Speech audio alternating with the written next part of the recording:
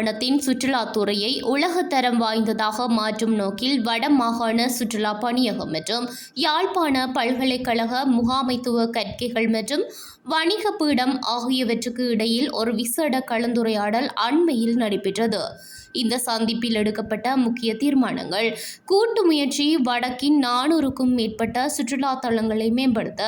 பல்கலைக்கழகத்தின் நிபுணத்துவத்தை பயன்படுத்துதல்,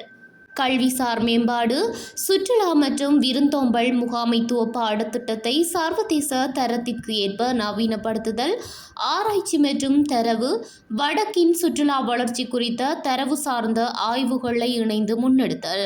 மாணவர்களுக்கான வாய்ப்பு, சுற்றுலாத்துறையில் மாணவர்களுக்கு நேரடி களப்பயிற்சி மற்றும் வேலைவாய்ப்புகளை உறுதி செய்தல், வடக்கின் தனித்துவமான கலாச்சாரம் மற்றும் இயற்கை அழகை உலகிற்கு பறைசாற்ற கல்வியும் அதிகாரமும் கைகோர்க்கின்றன.